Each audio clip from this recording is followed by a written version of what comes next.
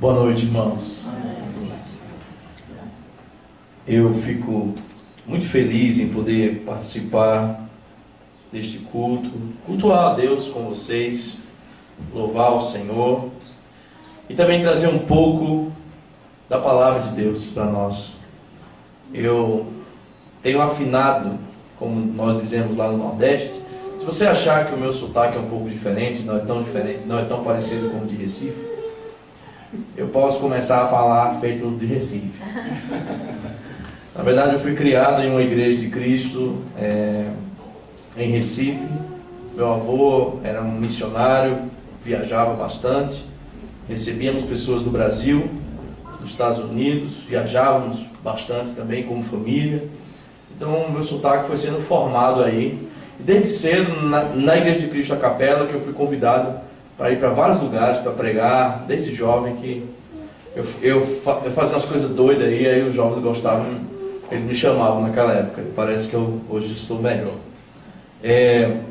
Fico muito feliz de estar aqui. Fiquei sabendo, nós também começamos a igreja há 2 anos e meio, lá em Recife, e temos feito um trabalho bem interessante. Eu tenho me sentido cada vez mais apaixonado pela obra lá. Sei que Deus tem traçado o caminho dele para nós lá. Eu fico muito feliz de saber que tem igrejas sendo plantadas aqui também, até por uma pessoa que eu admiro bastante, o pastor Edmilson. Obrigado, irmão. O pastor Edmilson, não é porque estou aqui na igreja dele, mas muito me admira a sua visão teológica, o que ele pensa sobre Deus, sobre Cristo, sobre a salvação, sobre a vida eterna e sobre como ele entende sobre a igreja. É muito difícil a gente encontrar hoje em dia no meio religioso um pastor jovem, né, que tem uma visão de reino como o Edmilson tem. Eu fico muito feliz. Hoje de manhã eu tive a oportunidade de pregar lá no culto da ceia do Senhor pela manhã na igreja do pastor Edson, e agora à noite a gente visitou o pai, agora o filho. Já nós vamos para o restaurante para que o espírito também.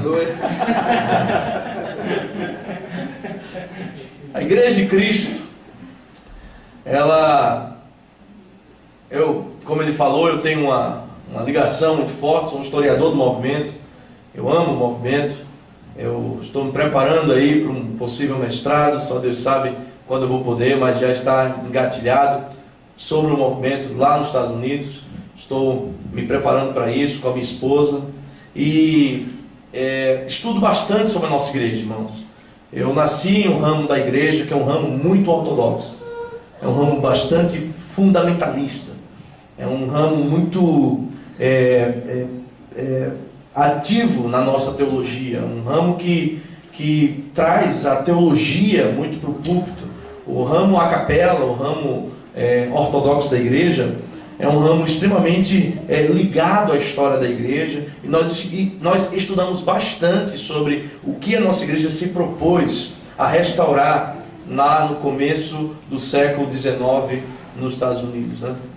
Então, eu tenho peregrinado por aí, até espero que um dia eu possa voltar aqui com mais tempo, para passar um fim de semana, quem sabe, e ministrar o curso sobre o movimento de restauração, que pode ser um sábado ou um domingo com almoço, bem legal. Aproveito que eu venho com a camisa polo, né, para ficar mais à vontade, né? E aí a gente vai trabalhar sobre isso, mas o Edmilson pediu para eu falar um pouco também sobre a nossa história. E é engraçado que a palavra que eu havia preparado para cá é justamente uma palavra de equilíbrio da Igreja de Cristo. Porque a nossa igreja nasce no final do século XVIII, início do século XIX, em um período muito interessante nos Estados Unidos, onde todas as igrejas queriam que o Estado americano fosse daquela igreja. A igreja presbiteriana queria que o Estado fosse presbiteriano, a igreja anglicana queria que o Estado fosse anglicano, os batistas queriam que o Estado americano fosse batista, os metodistas queriam que o Estado americano fosse metodista. E a nossa igreja nasce em um momento de equilíbrio, onde alguns homens, já no final do século XVIII, um deles chamado Abner Jones e o outro Elias Smith, lembrando que eu estou abrasileirando o nome, né? Elias Smith era o Elias Smith e o Abner Jones, né? Mas aí nós somos brazuca, né? Nós somos brasileiros, né? Então o Elias Smith e o Abner Jones, esses dois homens começaram a difundir ali mais ou menos em 1790 o nome cristãos. Nós somos simplesmente cristãos. Não que você ser um cristão batista ou ser um cristão presbiteriano fosse necessariamente errado, porque não é. Mas esses homens começaram a dizer, olha, nós somos simplesmente cristãos. Eu não quero ser conhecido mais como um cristão batista, mas eu quero ser conhecido como um cristão. Eu não quero mais ser conhecido como um cristão metodista, eu só quero ser cristão. Eu só quero ser simplesmente cristão. E esses homens, eles iniciaram esse processo, e já no início do século XIX, em um avivamento no Kentucky, um estado lá que eu até conheço, já preguei em algumas igrejas lá no Kentucky, em um acampamento, houve uma manifestação do Espírito Santo, dizendo que nós tínhamos que de fato voltar para a Bíblia Sagrada, e sermos somente cristãos. Um dos lemas da nossa igreja é, somos simplesmente cristãos, mas nós não somos os únicos cristãos.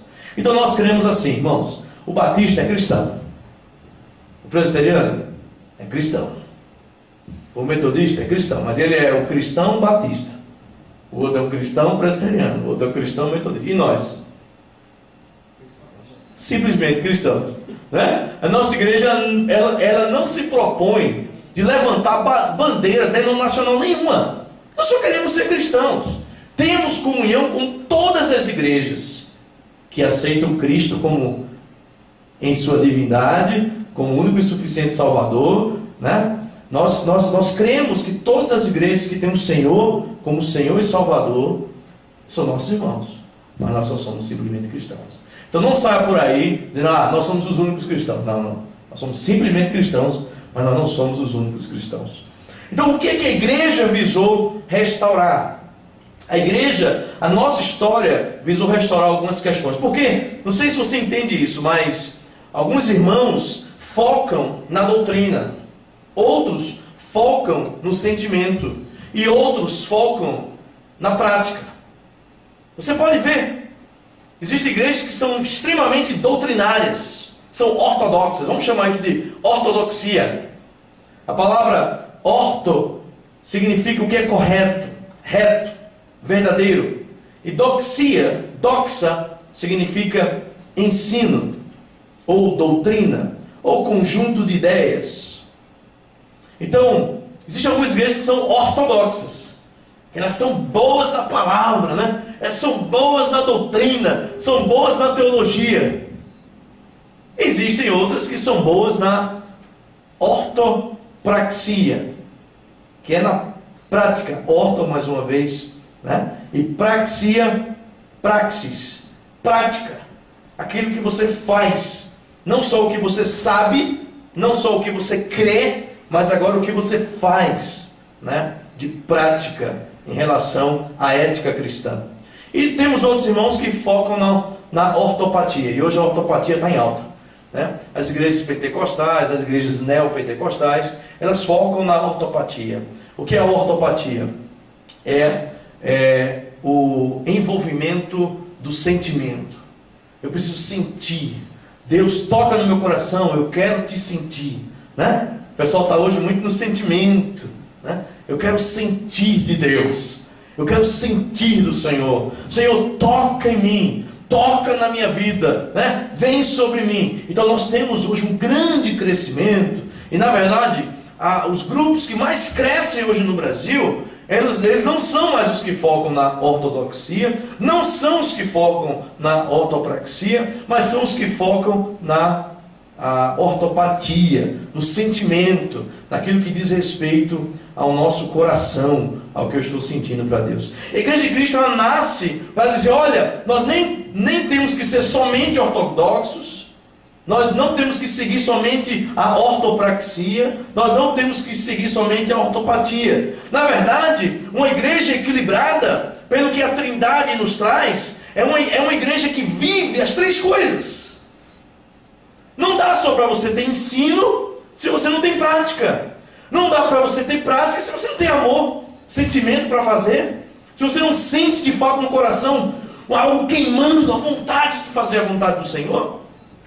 Então a Igreja de Cristo, ela nasce com um camarada, agora com dois na verdade, um no sul e outro quase no norte. Um no sul, o nome dele era o Barton Stone. O Barton Stone era um pastor presbiteriano. Eu acho que foi por isso que eu passei um período na igreja presbiteriana, porque eu queria saber o que ele tinha sentido, né? A igreja presbiteriana é uma igreja extremamente ortodoxa, doutrinária, teológica, né? E ele foi lá e ele decidiu que ele não queria só viver a ortodoxia, ele também queria viver a prática, ele também queria viver o sentimento, o coração. Embora a nossa igreja, ela seja sim uma igreja teológica, eu tenho uma frase que eu coloco lá no Facebook, às vezes os meninos assim no culto, tiram uma foto minha, e às vezes eles, os jovens, né, da igreja, eles batem foto minha e eles colocam minhas frases de efeito, né? Tem essas coisas por aí, né? O jovem gosta dessas coisas. E aí tem uma frase que eu falo assim: nós, Igreja de Cristo, nós somos uma igreja teológica, nós somos uma igreja histórica e nós somos uma igreja do poder de Deus. Nós cremos nas três coisas. Nós não queremos dar foco em uma e esquecer das outras, entendeu? Nós não queremos ser só uma igreja do fogo, vamos pro fogo, vamos pro fogo. E eu costumo dizer que o Silas Malafaia pode bater na igreja Assembleia de Deus tanto quanto eu posso bater na igreja de Cristo. Porque ele nasceu na Assembleia de Deus e eu nasci na igreja de Cristo. E ele sempre fala isso: eu bato na Assembleia porque eu nasci na Assembleia, então eu posso falar. Né? Ele nasceu lá.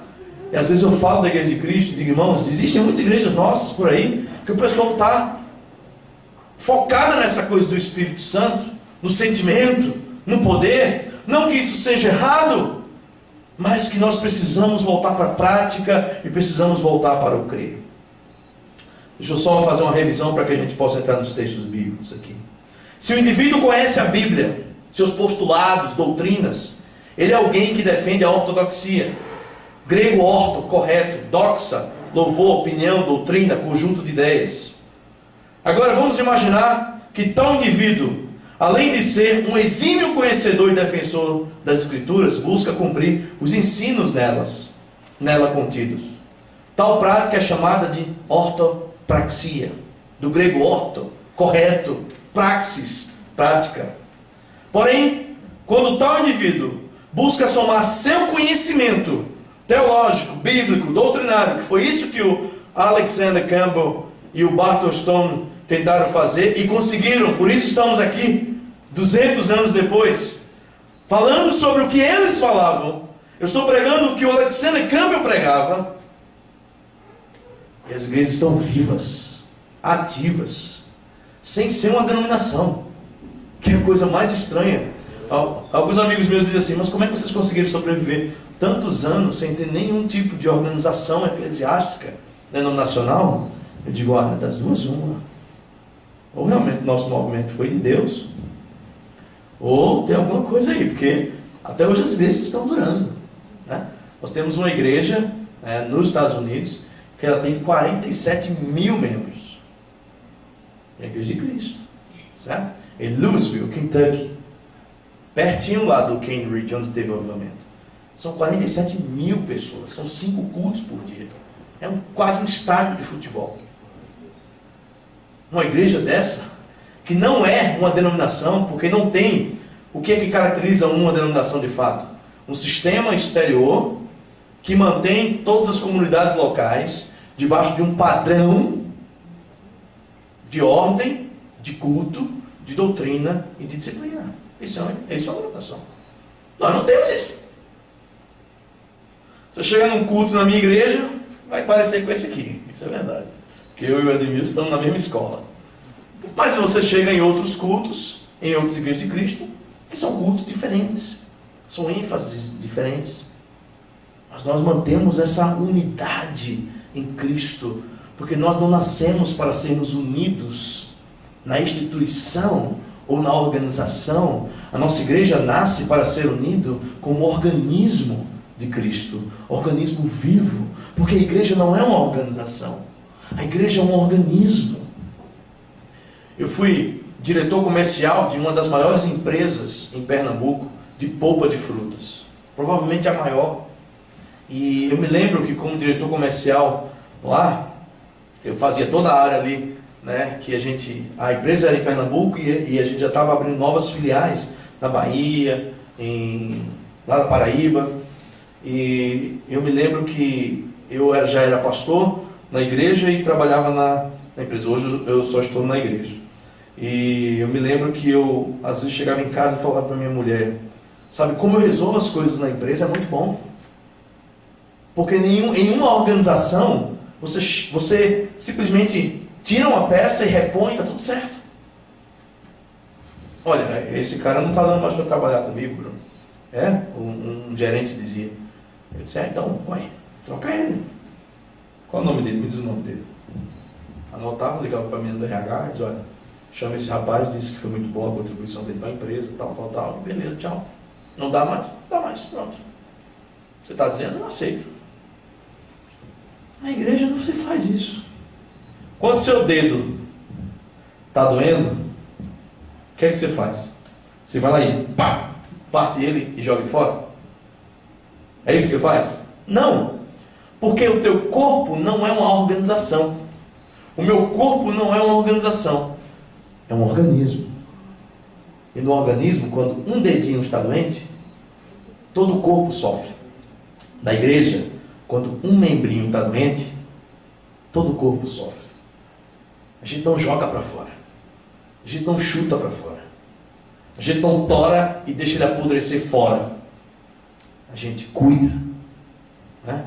Jesus disse, qual pastor que tendo 100 ovelhas, perde uma e deixa as 99 e vai atrás daquela uma que se perdeu?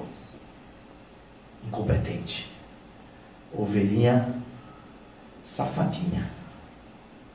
Ovelhinha rebelde. Aquela ovelha no meio daquele rebanho ali, quando estava atrás de outra ovelhinha, pum, mordia o bumbum daquela que estava na frente. Né? Quando estava atrás, dava um coice naquela que estava atrás. Quando ela pegou uma brecha na cerca, ela escapuliu e rebeldemente foi embora. Mas aí se mete em fendas de rochas, se mete em lugares onde os lobos, onde os ursos podem matar, se machuca. E o pastor, quando nota isso, porque a igreja, Jesus sempre traz isso para a gente, a igreja não é uma organização, é um organismo. Quando o pastor nota isso, o pastor vai atrás, vai buscar. E quando busca, é interessante, que ele não fica, você é sua ovelha, você se perdeu, rapaz. Não, a Bíblia diz que ele, quando acha, coloca nos ombros e traz de volta para casa. Isso é igreja. Então a igreja de Cristo nasce dizendo, nós não queremos só ter a doutrina, nós temos, irmãos. Eu até ouvi vou até falar aqui, aproveitar, eu vi uma frase do pastor Edson Gouveia. Todo mundo conhece aqui o pastor Edson, né? Que é o pai do nosso querido irmão e pastor Edmilson. Ele falou uma coisa para mim esse final de semana que eu fiquei feliz demais. Ele disse, olha, a igreja de Cristo, na minha opinião, tem a melhor hermenêutica de todos os movimentos cristãos que já existiram. A nossa igreja tem uma hermenêutica melhor do que Lutero, Calvino. E é engraçado, é verdade. Depois eu fui parar para pensar nisso. Essa coisa de interpretar a Bíblia e trazer para a gente, nós temos mesmo. Porque nós nem queremos só ter a doutrina, nem só a prática, nem só o sentimento. Nós queremos unir as três coisas. O pastor sabia, a ovelha fugiu. O pastor entendia, a ovelha é rebelde. O pastor sentiu o perigo. O pastor agiu. Isso é a igreja de Cristo. É isso que nós queremos ser. Patos, né? Ortopatia, sentimento, paixões ou experiências. Lembra, a igreja do Senhor não pode ser fundamentada somente nos sentimentos ou nas experiências. O cristianismo não é uma religião de sentimentos, mas sim de mandamentos. Deus nos manda, Deus nos comanda na Bíblia toda a tomarmos decisões pelo reino de Deus e a unirmos essas três coisas. Rogo-vos, Romanos capítulo 12, versículo 1 e 2 diz assim: rogo-vos, pois, irmãos, pela compaixão de Deus, que apresenteis os vossos corpos em sacrifício vivo, santo e agradável a Deus, que é o vosso culto racional. Veja três coisas aqui interessantes: sacrifícios vivos, santo e agradável a Deus. Nós podemos pegar essas três coisas e dizer: tem a ortodoxia, tenha ortopatia e tenha ortopraxia. Vivo, santo e agradável a Deus. Que é o quê? O vosso culto racional.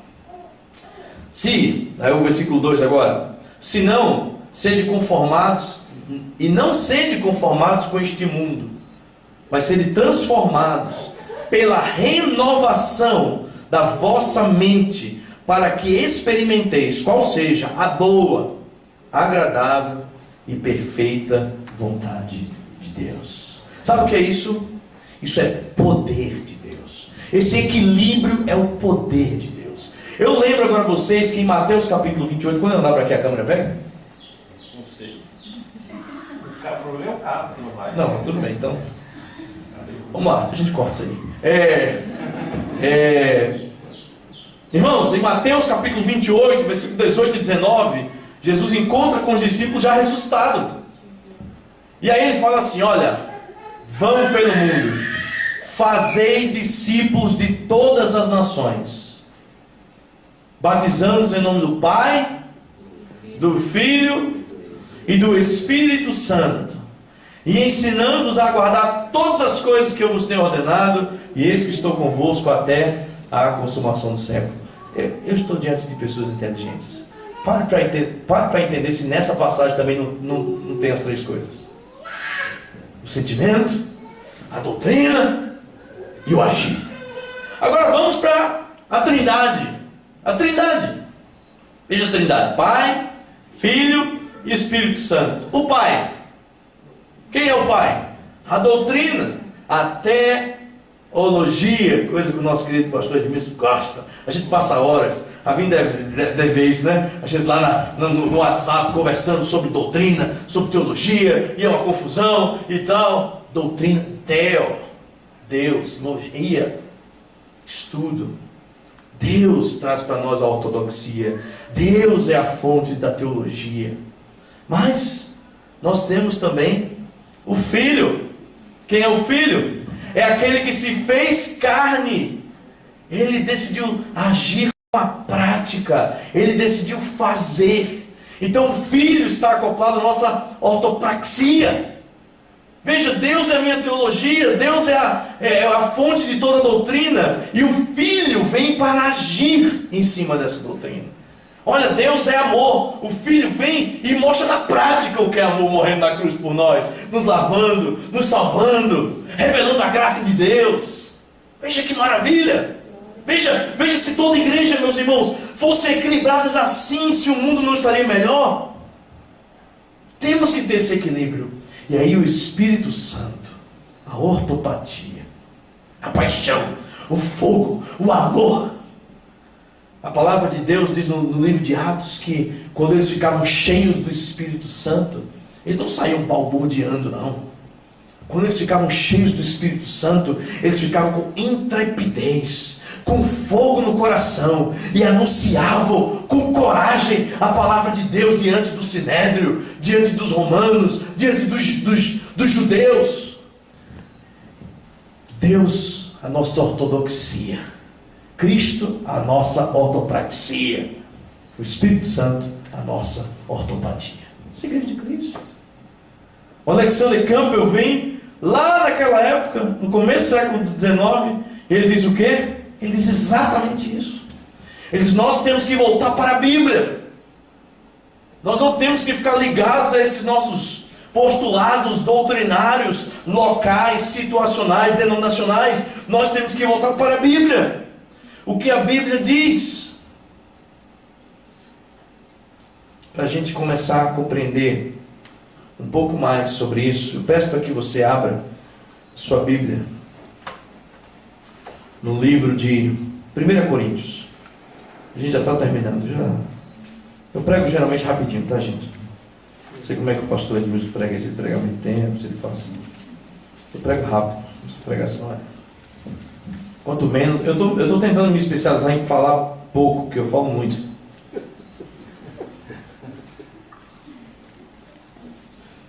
As igrejas lá nos Estados Unidos dá 5 minutos para você falar sobre a missão no Brasil, o que você está fazendo, por quê, o que você precisa e como eles podem ajudar você, e ainda dar uma palavra para a igreja ser edificada, 5 minutos. Então, você tem que... Eu tenho um projeto no WhatsApp para o pessoal da igreja, que é Minuto com o Pastor, que é uma palavrinha que eu dou todo dia, de 1 minuto. Quando eu acordo de manhã, os irmãos estão indo para o trabalho, eu estou indo para a igreja, eu estou indo comprar alguma coisa no armazém, a gente está fazendo uma reforma lá, e aí eu, no carro, 1 minuto, eu olho 1 minuto no WhatsApp, pá, e dou aquele 1 minutinho e mando. Então estou tentando ser conciso, tá? Mais uma vez, vamos ver essa coisa do sentir, agir e crer. Crer na doutrina, na ortodoxia, agir na ortopraxia e sentir na ortopatia. Ainda, capítulo 13, que eu falasse a língua dos homens e dos anjos, e não tivesse amor, seria como um metal que soa e como um sino que tine. O que é falar a língua dos homens e dos anjos?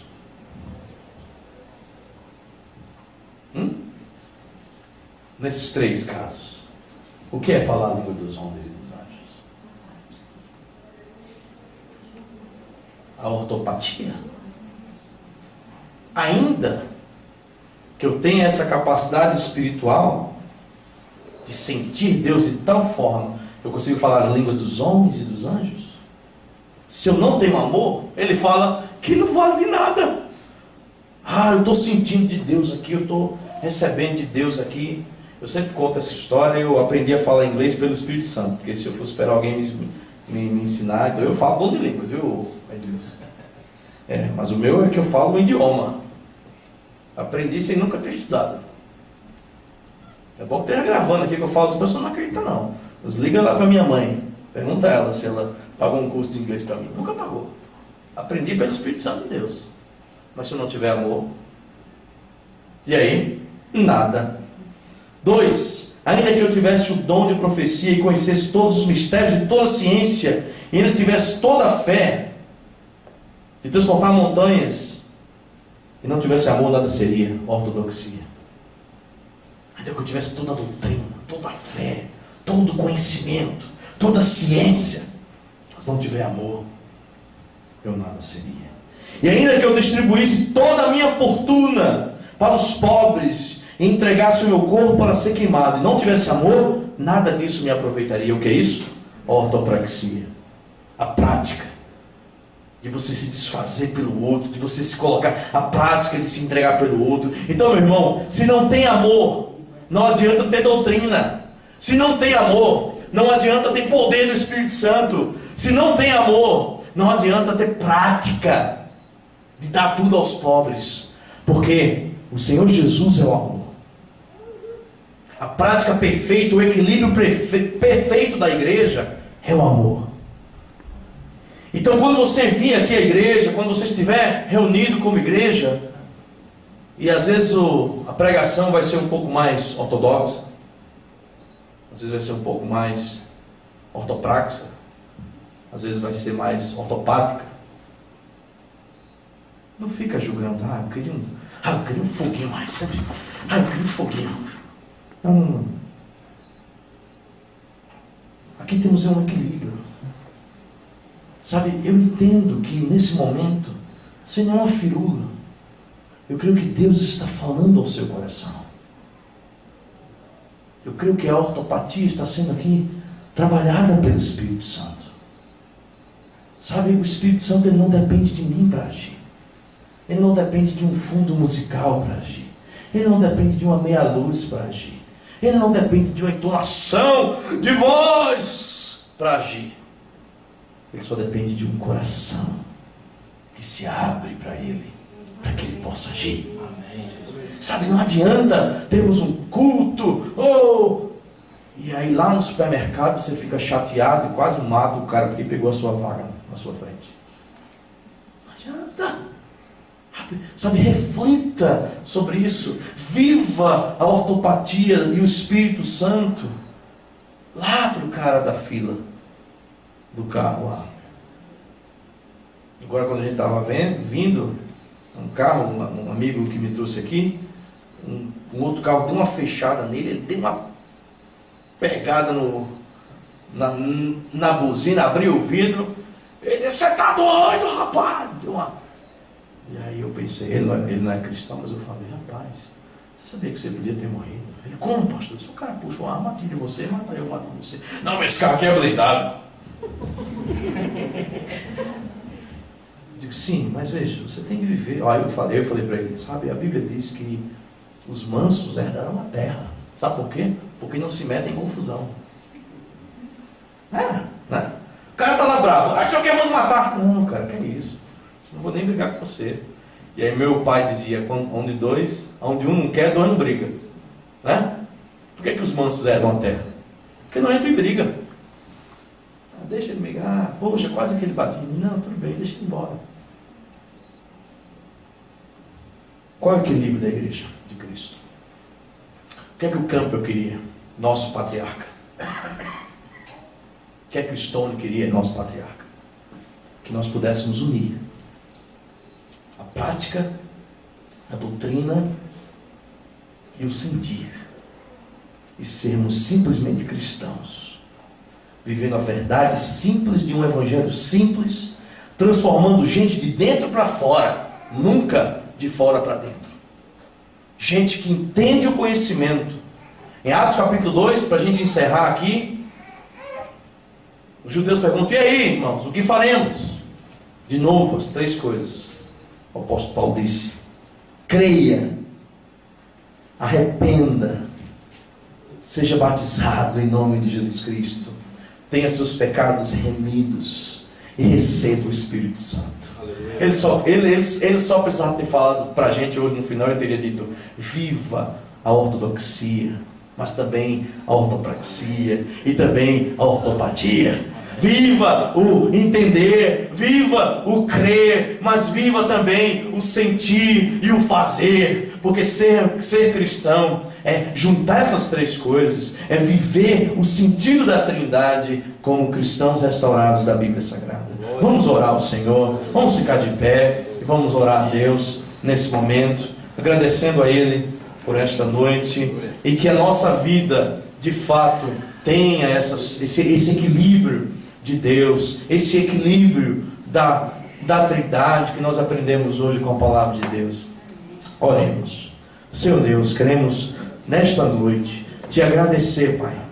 Agradecer a Ti, porque nós não queremos ser o povo de um viés só, o povo de um caminho só. Ó Pai, que essas três estradas do cristianismo que nós aprendemos da Tua palavra, que é o entender, o crer, o sentir, mas o agir, eles possam caminhar juntos na nossa prática cristã. Ó Senhor Deus, que nós possamos honrar os nossos patriarcas, como Alexander Campbell, o Barton Stone e tantos outros, Isaac Garrett, o Walter Scott, homens que não quiseram se identificar com organizações, mas que quiseram trazer de volta a prática de um organismo, de uma igreja bíblica. Ó Deus, nós amamos todos os nossos irmãos, amamos todas as outras igrejas, mas nós só queremos ser simplesmente cristãos e compreender que nós não somos os únicos cristãos. Ó Pai, nós queremos ter somente um credo, e esse credo é Cristo. Nós queremos só ter um livro, e esse livro é a Bíblia. Nós queremos só ter uma lei, e essa lei é o amor, Senhor Deus. Nos ajuda a falar onde a Bíblia fala, a calar onde a Bíblia cala. Ó Deus, nos ajuda a termos nos nossos essenciais unidade, nas nossas opiniões liberdade, mas Pai, em todas as coisas que o Teu amor seja o nosso árbitro, hoje e sempre, Senhor Deus. Nos ajuda, Pai, a compreender que a Tua igreja sobre a terra, ela é constitucionalmente, intencionalmente e essencialmente uma só, e nos ajuda, Pai, a vivermos essa verdade do Teu amor. Nos ajuda, Senhor Deus, a termos equilíbrio da Tua palavra e vivemos uma vida cristã relevante em tempos difíceis, em tempos onde muitos irmãos acabam só focando em uma dessas três e achando que dar mais força para uma delas fará deles cristãos melhores. Senhor Deus, nos ajuda a sermos o equilíbrio da Tua palavra para esse mundo, Senhor Deus. Que Águas Claras possa entender que aqui tem uma igreja que quer viver o simples evangelho de Jesus, que quer viver o simples culto racional, que somente quer provar da Tua boa, perfeita e agradável vontade. Em nome de Jesus, Te oramos em nome de Jesus. Amém. Glória a Deus. Amém. Amém. Quantos foram abençoados por essa palavra? Amém. Fiquei até com vontade de pertencer à Igreja de Cristo agora. Mas se fosse vendedor, você ia arrasar, viu? Porque falo tão bem, né? Da Igreja de Cristo. Minha carreira foi vendedor. Amém. Tão bem, que igreja maravilhosa, né? E essa é uma igreja que realmente esse é um organismo vivo. Então, quando nós fizermos o evangelismo sábado, você não vai convidar a pessoa para fazer parte de uma denominação, você vai convidar a pessoa para fazer parte de uma família. Amém? Porque aqui somos uma família. Amém? Essa é a visão bíblica. A igreja é um organismo vivo e não uma organização. A organização é um mal necessário, tem que existir porque faz parte. Mas a ideia primária do texto bíblico é um organismo vivo, né? Só para quando a gente faz evangelismo em Recife, só para eu sair aqui de cena, as pessoas sempre perguntam: mas vocês creem nos dons do Espírito Santo? As pessoas, porque infelizmente estamos em um contexto um pouco complicado de que as pessoas vão segmentando, né? Então tem gente que gosta mais da ortopatia, da ortopraxia ou da ortodoxia. Então eu nunca caio nessa. Sempre que eu falo com alguém, mas lá vocês creem no Espírito Santo, no revestimento de poder? Não. Eu disse: olha, nós cremos em Deus Pai, nós cremos em Cristo, nós cremos no Espírito Santo, nós cremos no poder da palavra, né? Nós cremos na transformação que vem do Espírito Santo, que nos convence, né? Mas eu não caio nessa de dizer: nós somos pentecostais, nós somos tradicionais. Nunca. Porque de fato, Edmilson, só continuando a minha pregação aqui com você, ficar aqui com o seu braço, eu gosto de falar, gente, nós não somos pentecostais, sabia? Nem nós somos tradicionais. Nós somos simplesmente cristãos. Aleluia. Isso está acima de qualquer coisa. Porque nós não focamos em nenhum dos três, nós queremos os três. Aleluia. Então, no evangelismo, já tentando passar alguma coisa para os irmãos, vão à rua, meu irmão. Ame essa igreja, entenda sobre essa igreja, aperte esse pastor aqui que eu amo tanto, que ele me ama, para eu voltar aqui, passar um final de semana de novo com vocês, falar sobre a igreja, explicar sobre quem somos, porque sempre que eu entendo cada vez mais quem eu sou, de onde eu vim, eu fico feliz demais, porque agora eu sei para onde eu vou e o que é que eu tenho que fazer. Quando a gente vai vivendo, mais igreja de Cristo, o que é igreja de Cristo, não sei quando é que vem e tal, você vai ver, sim, tudo bem, está vivendo. Mas quando você sabe de onde você vem, por que você vem, aí a coisa começa a mudar, porque você encarna a vontade de fazer aquilo que aqueles patriarcas lá iniciaram. Então que Deus abençoe vocês e que esse evangelismo seja uma bênção para a honra e glória do Senhor. Amém.